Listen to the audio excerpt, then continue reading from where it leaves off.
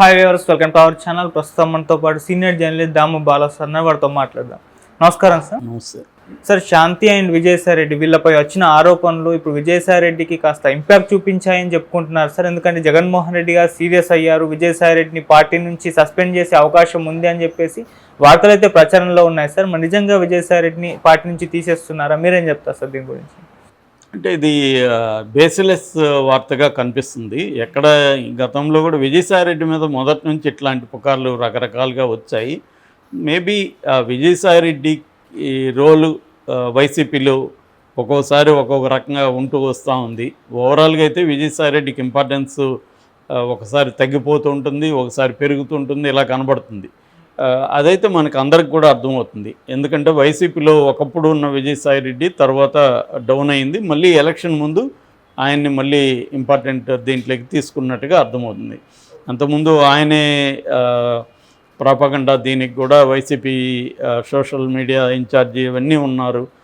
దాని తర్వాత ఆయన ఉత్తరాంధ్రకి వెళ్ళాడు. దాంతో ఇప్పుడు ఎనీ పొలిటికల్ పార్టీలో డిఫరెంట్ పవర్ సెంటర్స్ మధ్య క్లాష్ అనేది, కాన్ఫ్లిక్ట్ అనేది ఉంటుంది ఎప్పుడైనా కూడా. అది రీజనల్ పార్టీ అయినా కూడా, రీజనల్ పార్టీలో కూడా కాన్ఫ్లిక్ట్ ఆఫ్ ఇంట్రెస్ట్ అంటాం. ఒక్కొక్కరికి ఒక ఇంట్రెస్ట్ ఉన్నప్పుడు, ఒకరు నెంబర్ 2గా ఉన్నప్పుడు ఇంకొకరు నెంబర్ 3గానో 4గానో ఉన్నారనుకో, వాళ్ళ మధ్య కాన్ఫ్లిక్ట్ ఉంటుంది ఆ పొజిషన్ కోసం. సో ఆ కాన్ఫ్లిక్ట్లో ఒక్కోసారి ఒకరు పై చేయి సాధిస్తారు, ఇంకొకరికి ఇబ్బందులు వస్తాయి. వాళ్ళ సబ్జెక్టివ్గా వాళ్ళు ఏమన్నా తప్పులు చేయొచ్చు, వాళ్ళు కావచ్చు, వాళ్ళ ఫ్యామిలీస్ కావచ్చు, ఇలాంటి ఇబ్బందులు ఉంటాయి. అట్లాగే విజయసాయి రెడ్డి మామూలుగా అయితే అతను highly educated, CA, chartered accountant, Jagan వ్యాపారాలకు కూడా ఒకప్పుడు ఆయన చార్టర్డ్ అకౌంటెంటు. అతనైతే కొన్ని పోస్టులు మాత్రం అతనివి చూస్తే ఇతను ఎందుకు ఇంత నీచంగా పెట్టాడన్న విధంగా కూడా కొన్ని పోస్టులు ఉన్నాయి.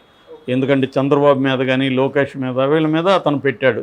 మేబీ వైసీపీలో ఉండే కల్చర్ ఏంటంటే, వైసీపీలోనే కాదు ప్రతి పార్టీలో, కానీ ఆంధ్రాలో కొంత నీచమైన రాజకీయాలకి పేరు ఆంధ్ర.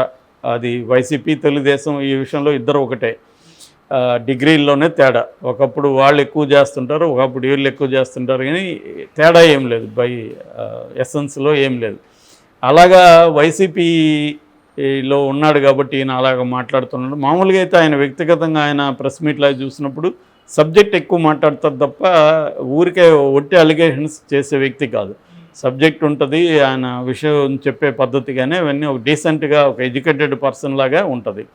కాకపోతే ఇప్పుడు ఆయనకి గతంలో ఆయన మీద అవినీతి ఆరోపణలు తెలుగుదేశం వాళ్ళు చేశారు రకరకాలుగా. ఆయన కావచ్చు, ఆయన అన్న కొడుకు శరత్ చంద్రారెడ్డి కావచ్చు, ఆల్రెడీ ఆయన అక్రమాస్తుల కేసులో కూడా A2గా ఉన్నాడు. ఓకే, హెటరో అండ్ వీటికి సంబంధించిన ఇదన్నమాట, అరవిందో ఫార్మా ఇవి. సో అయితే ఇప్పుడు వాళ్ళకి ఒక ఇదేదో దొరికింది. ముఖ్యంగా మదన్ మోహన్ అనే ఒక హస్బెండ్ లేదా మాజీ హస్బెండ్, అది కూడా క్లియర్గా మనకి తేలలేదు. ఆయన నా భార్య శాంతి విజయసాయి రెడ్డితో బిడ్డను కనింది. ఫస్ట్ ఏమో ఆయన కంప్లైంట్, ఈ శాంతి అనే ఆమె, నేను ఆల్రెడీ చెప్పాను, ఇది శాంతి అనే ఆమె దేవాదాయ శాఖలో అసిస్టెంట్ కమిషనర్గా ఉంది. కమిషనర్కి ఆయన లెటర్ రాశాడు, ఇట్లా నీ కింద పనిచేసే అసిస్టెంట్ కమిషనర్ నా భార్య, ఆమె నేను లేనప్పుడు నేను అమెరికాలో ఉండగా బిడ్డను కనింది. ఎవరు బిడ్డ అంటే ఒకసారి విజయసాయి రెడ్డి అనింది, ఒకసారి సుభాష్ అనింది, ఇంకొకసారి ఎల్లయ్య పొల్లయ్య అనింది అని ఆ కంప్లైంట్ పెట్టాడు. ఆ కంప్లైంట్ కూడా పబ్లిక్ డొమైన్లో ఉంది, చూడొచ్చు. తర్వాత దీన్ని మరి వాళ్ళు తెలుగుదేశం వాళ్ళే ఇతన్ని ప్రవేశపెట్టారా, ఇతను కంప్లైంట్ ఇచ్చినాక తెలుగుదేశం వాళ్ళు వాడుకున్నారా అనేది మనకు తెలియదు. కానీ ఏదేమైనా తెలుగుదేశం వాళ్ళు దీంట్లోకి ఎంటర్ అయ్యారు. తెలుగుదేశం వాళ్ళు దీంట్లోకి ఎంటర్ అయ్యి విజయసాయి రెడ్డి మీద ఫోకస్ అయ్యే విధంగా కేసును చూసుకున్నారు. మీడియా విపరీతంగా రెచ్చిపోయి విజయసాయి రెడ్డికి, శాంతికి గతంలో వాళ్ళిద్దరూ ఫోటోలు గుళ్ళో ఇది, తర్వాత ఈమె విజయసాయి రెడ్డి పోస్టుల కింద కామెంట్లు, ఇవన్నీ వీళ్ళు బయటికి, రీసెర్చ్ టీం ఎలాగో ఉంటుంది కదా, వీళ్ళన్నీ బయటికి తీశారు. సో తీసి లింక్ కలిపేశారు. ఆయనేమో విజయసాయి రెడ్డి ఒకడి మీద చెప్పలేదు, కానీ వీళ్ళు తెలుగుదేశం మీడియా మిగతా వాళ్ళని ఫోకస్ని పక్కన పెట్టేసి విజయసాయి రెడ్డి మీదే ఫోకస్ చేసింది. సో దీంతో ఆయన ఇంకా రెచ్చిపోయి పబ్లిక్ అయిపోయాడు. దీంతో ఆమె శాంతి కూడా పబ్లిక్ మీటింగ్ పెట్టి, అంటే ప్రెస్ మీట్ పెట్టి క్లియర్గా చెప్పింది, నేను అతనితో, మదన్ మోహన్ అనే అతనితో 2014 అట్లా పెళ్లి చేసుకున్నాను. తర్వాత 15లో ఇద్దరు కవలలు పుట్టారు. అతను నన్ను వేధించేవాడు. 16లో మేము విడిపోయాను. మేము ఇద్దరం గిరిజన ట్రైబు ఇరకల. సో మా సంప్రదాయ ప్రకారం పెద్దల సమక్షంలో సంతకాలు పెట్టి మేము విడాకులు తీసుకున్నాం. తర్వాత సుభాష్ అనే ఒక అడ్వకేట్తో నాకు పరిచయం ఏర్పడింది. ఆయన్ని నేను పెళ్లి చేసుకున్నాను, ఆయనతో బిడ్డను కన్నాను అనేది ఆమె చెప్పింది. సో నిజానికి అక్కడితో పులి స్టాప్ పడాలి. లేదు ఇతనికి ఏమైనా ఇష్యూ ఉంటే కోర్టులో తేల్చుకోవాలి ఇతను లీగల్ ఎయిల్. కానీ దీన్ని తెలుగుదేశం మీడియా ఉపయోగించుకొని వైసీపీ మీద బురద జల్లడానికి, సాయిరెడ్డిని టార్గెట్ చేయడానికి తెలుగుదేశం మీడియా చేసింది. సో పొలిటికల్గా ఇప్పుడు ఏ మీడియానే ఇదే పనులు చేస్తుంది. తెలుగుదేశం కూడా దీనేం వదులుకోలేదు, బ్రహ్మాండంగా చేసింది. ఈ నేపథ్యంలో విజయసాయిరెడ్డి కూడా ప్రెస్ మీట్ పెట్టి చెప్పాడు.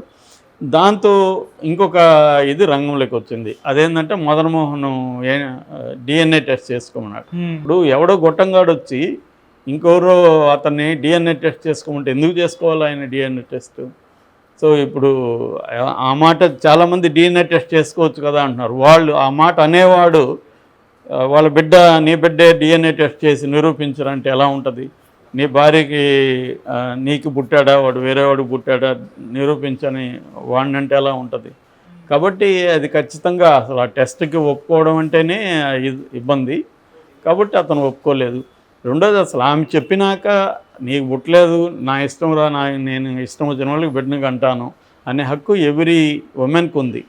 అదేమన్నా ఉంటే లీగల్గా ఇబ్బందులు ఉంటే లీగల్ కోర్టులు తీసుకొని మోరల్గా ఎవరికి జడ్జి చేయడానికి లేదు. ఒక స్త్రీ తను ఎవరితో బిడ్డను కనలేదు, పూర్తిగా ఆమె హక్కు అది. ఆమె హక్కును ప్రశ్నించే హక్కు ఇంకెవరికి లేదు, మొగుడికి కూడా లేదు. ఎందుకంటే అది ఆమె ఇష్టం. నీకు ఇష్టం లేకపోతే లీగల్గా నువ్వు తీర్చుకొని నువ్వు వెళ్ళిపో. వీడు మొగుడు మాత్రం అనేక మంది అఫైర్లు పెట్టుకొని వీడు బిడ్డలు కనడం, నేను అనేక చోట్ల వీడు మళ్ళీ క్షేత్రాల్లో నా బీజాలు ఉన్నాయి తెలుసా, ఇలాగ ముందు దాగి మాట్లాడడం, ఇవన్నీ చేస్తుంటారు వీళ్ళు. ఒక స్త్రీ మాత్రం మన పాతకాలపు థియరీ ఉంది, క్షేత్రము బీజము అని. క్షేత్రం మాత్రం ప్యూర్గా ఉండాలి, బీజం ఎలాగ ఉన్నా పర్లేదని. సో ఇదంతా కూడా రాంగు. దీన్ని తెలుగుదేశం ఉపయోగించుకోవడం ఖచ్చితంగా నీచమైన పని. అది వదిలేయాలి. ఆమె అక్రమాలు అవన్నీ ఏమన్నా ఉంటే అది వేరే విషయం. కానీ ఇక్కడ ఆమె బిడ్డను బదనాం చేస్తున్నారు. రేపు ఆ బిడ్డ జీవితాంతం తాను ఎవరి బిడ్డో తెలియకుండా ఇట్లంతా వచ్చింది మీడియాలో అని ఆ బిడ్డ సామాజికంగా భరించాలి ఇవన్నీ. సో ఇవేవి వీళ్ళకి పట్టట్లేదు. ఓన్లీ రాజకీయంగా ఆయన మీద బురద జల్లొచ్చని మాత్రమే చేస్తున్నారు. ఇది ఖచ్చితంగా వైసీపీకి ఇబ్బంది. ఎందుకంటే మన సమాజంలో ఇప్పటికి కూడా ఇలాంటివి వస్తే అంతకంటే జ్యూసీ ఐటమ్స్ ఉండదు. ప్రతి ఒక్కడు ఇదే మాట్లాడతాడు. ఎక్కడ కలిసినా నలుగురు కలిస్తే విజయసాయిరెడ్డి ఇదంట కదా, ఆమె ఇదంట కదా, చేసే ఉంటాడులే మనోడు ముసలోడు ఇది అని వీళ్ళు. ఎందుకంటే ఆయన మీద విపరీతంగా కొన్ని వందల పోస్టులు తెలుగుదేశం మీడియా పెట్టింది. ఆయనకి శాంతికి అఫేర్ ఉన్నట్టుగా, వాళ్ళిద్దరు బిడ్డ అన్నట్టుగా, పండుకోతని ఇంకోటని ఆయన్ని పెట్టింది. సో ఈ వికృత రూపాన్ని ఇప్పుడు జగన్ ఎందుకు డీల్ చేస్తున్నాడు, ఎలా డీల్ చేస్తున్నాడు అనుకున్నప్పుడు జగన్ ఆయన్ని మందలించాడని మళ్ళీ ఒక వార్త వచ్చింది. ఎవరికి తెలియదు ఆయన మందలించాడా, ఎందుకంటే జగన్తోనే ఉన్నాడు. ఢిల్లీలో కూడా మొన్న ధర్నాని ఆర్గనైజ్ చేయడంలో ఈయన పాత్ర కూడా ప్రధానంగా ఉంది. మరి అతన్ని ఎందుకు ఎక్స్పెల్ చేస్తాడు జగన్ ఇప్పుడు ఈ ఇష్యూలో? అతను ఏమన్నా దోషిగా ఇదయ్యాడా? దోషిగా ఎవరు ప్రూవ్ చేయలేదా ఇప్పటివరకు? సుభాష్ అనే అతను బిడ్డ అని ఉంటుంది. ఇక్కడ ప్రాబ్లం ఏంటంటే సుభాష్ ఎందుకు బయట రాలేదని చాలామంది అడుగుతారు. ఏమో అది వాళ్ళ ఇష్టం కదా, ఎందుకు బయట రాలేదని నీకేంటి సమస్య? నువ్వెవరినో ఆరోపిస్తే వాడు వచ్చి ప్రూవ్ చేసుకోవాలా నీ దగ్గర? ఇదో పిచ్చి చదువుకున్న వాళ్ళు కూడా ఎంత దరిద్రంగా తయారయ్యారంటే ఈ మధ్య. అతను వచ్చి ప్రూవ్ చేసుకోవచ్చు కదా అంటే ఎందుకు చేసుకోవాలి?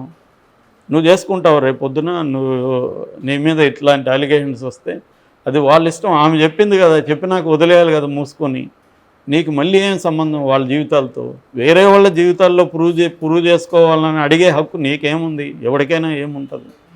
సో ఇది మేజర్ ప్రాబ్లము. దీనివల్ల నేను అనుకోవడం జగనేమి అతన్ని దీనివల్ల ఎక్స్పెల్ చేసేస్తాడు ఇంకోటి నేను అనుకోవట్లేదు.